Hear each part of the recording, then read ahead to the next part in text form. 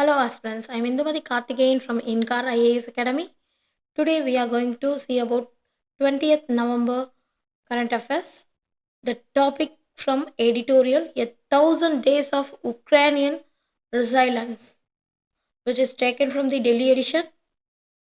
Let's see the news, and which is comes under the topic of GS2, bilateral, regional and global groupings and agreements. It's involving India and are affecting India's interest, and also comes under the preliminary current affairs topics, which is international importance.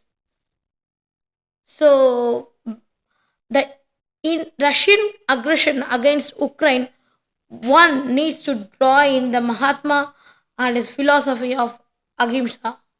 This word translate into asking Moscow to respect international law and also the restore of peace. A thousand days ago, on February 24, 2022, world history changed dramatically. Russia launched its full-scale military aggression aimed at destroying Ukrainian statehood, culture, and nation. The president of Ukraine, Volodymyr Zelensky, united the nation, international community to fight the evil. Thus, Ukraine preserved and is still fighting for justice and peace. First of all, we must know what is that Russia's stand.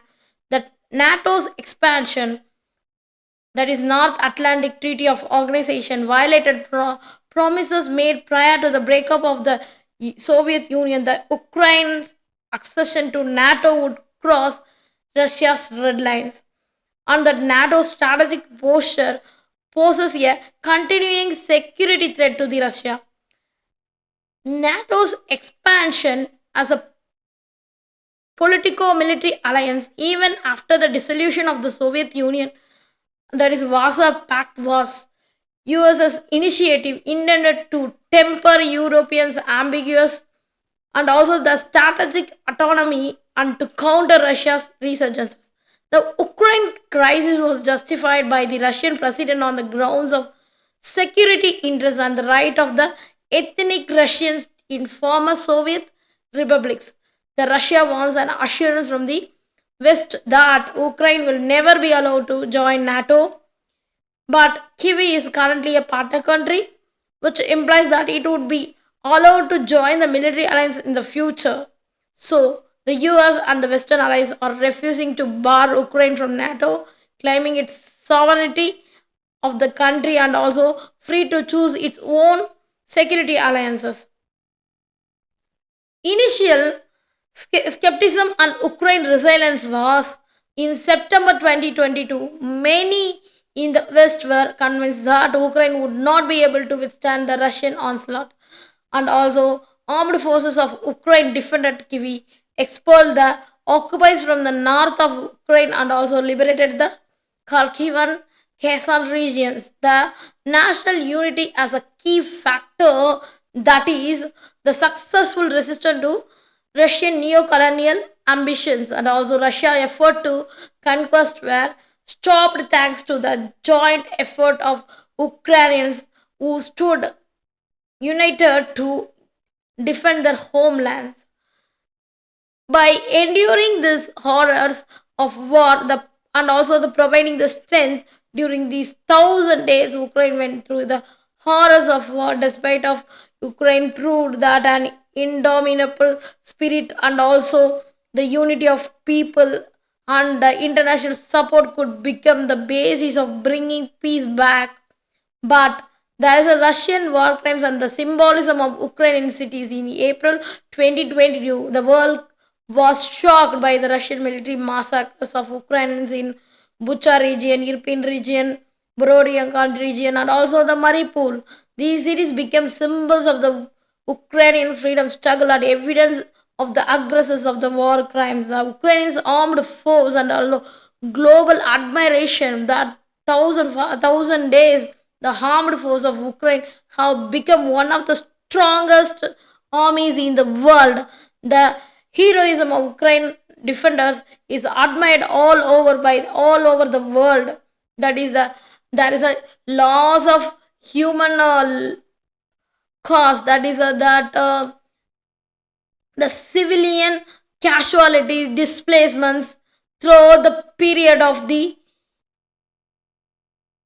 thousands of civilians, including 600 children, have died due to the Russian aggressions. And also, and UNHCR data, over 8 million Ukrainians left the country seeking refuge, and also over half of those who have left come back. In addition, 7 million people become internally displaced people as a number of as of November 2024, about 3.6 million remain internally displaced. There is a prison of war captivity. There is a prison of war captivity. What is that? That is a these days 1,000 days, over 2,500 Ukrainian prisoners of war and civilians have been successfully returned through exchanges. However, thousands remain in Russian captivity in horrifying condition and also heavily tortured by the Russian government. The exact number of all captured Ukrainians are difficult to confirm. The deportation of Ukrainian children, it is officially documented that Russia deported more than 20,000 Ukrainian children. The real figure is much higher and continues to grow every day. The International Criminal Court issued a historic arrest warrant for the Russian President Vladimir Putin for his involvement in the unlawful deportation of the Ukrainian children with the help of the intermediary countries, primarily Qatar. Only 1,000 was returned home. Efforts continue to identify and get back the rest, but many cases remain challenging due to Russia's lack of cooperations. And also there is a destruction of civilian and also the culture infrastructure. Throughout these 1,000 days, civilian and critical infrastructure become the priority for the Russian strikes. There is a Russia deliberately targeted and also damaged or destroyed 3,793 educational institutions, and also there is a 1,714 medical institution and more than 2,100 objects of the cultural infrastructure. These are cultural heritage sites, museums, libraries, theaters, and also the historical monuments. There were so much of economical losses, and also the losses cannot be reconstructed. That is according to the estimate of the World Bank. The total economic loss of Ukraine exceed the $400 billion. The restoration of the destroyed infrastructure required $500 billion at least. But demanding of the terrorists is estimated around $35 billion. Ukraine is facing the challenge of the country to build, and also the country after the largest war in Europe since the Second World War.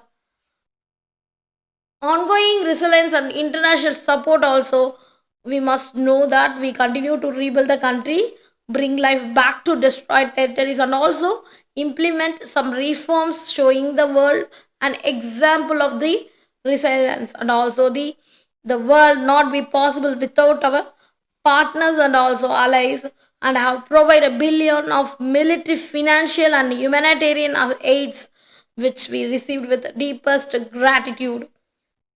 No wins for the aggressors. That is, the Russian military losses every since the beginning of the full-scale aggression. The so-called second military power in the world, a nuclear state, 25 times bigger than the Ukraine. Russia has lost 7,22,440 military personnel, both wounded and also killed. This figure for exceed the total number of military personnel in most of the world armies. Russia continues to lose around 1,500 military personnel a day by using them as a cannon fodder. To balance these losses, Russia got 1 lakh North Korean troops to fight the war against the Ukraine. Losses of the military equipments also not comparably very high. In these 1,000 days, the Russia army has lost 9,365 tanks, 19,059 armored fighting vehicles, 20,586 artillery systems, 1,252 multiple rocket launchers, 999 air defense systems, 369 aircrafts, 329 helicopters, 1973 operational, tactical, unmanned aerial vehicle, 28 ships and boats, and also the submarines, and also 29,428 auxiliary vehicles and fuel tanks. The totally 3,655 pieces of specialized equipments. Once a leading arm exporter, Russia's global defense contract have been undermined as its military equipment reliability has been questioned. There is so much of sanctions and economic impact also there in the Russia. Russia has faced over 14,000 cases of sanctions from the international entities, severely restricting its access to global finance system and also the technology. These sanctions have resulted in long-term damage to industries reliant on exports, particularly high technology sectors. Over 1,000 global companies have exited Russia since the invasion began, reducing foreign direct investments. That is, over 1 million educated professional and young workers have fled Russia, making it the largest exodus since 1991 when the USSR was dissolved.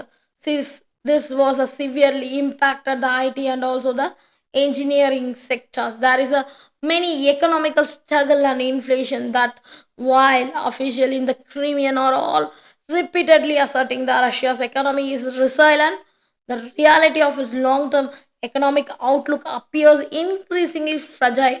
The poverty level is increasing, the social, economic, educational, cultural programs are being curtailed due to the across the leader. The Russia is degrading and also the citizens are being marginalized.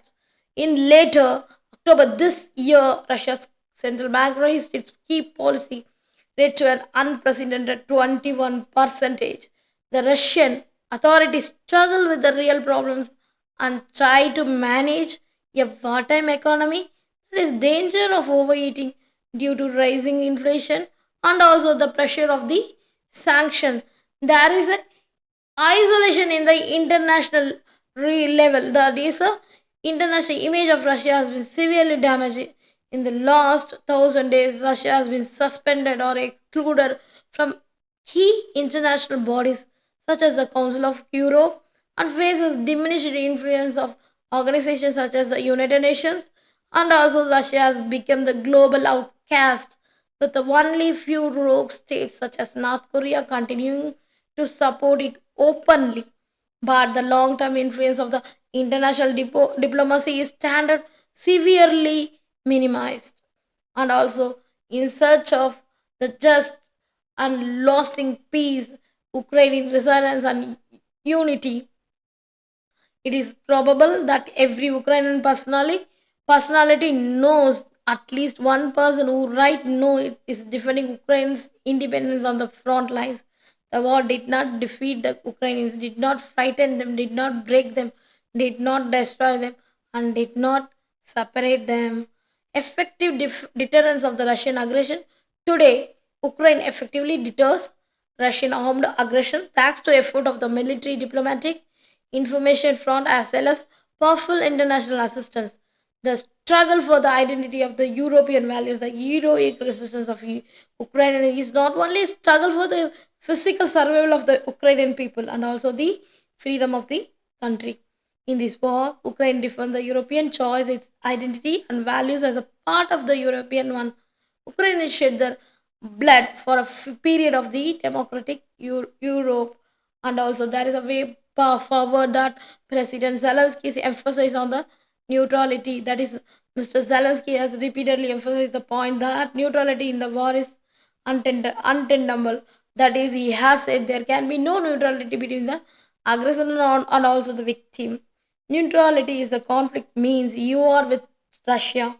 That the words remain standing on the sidelines in the face of such clear violation of international laws undermines the very principle and blind us the global community. Ukraine's sovereignty and integrity are a guardian of a world stability.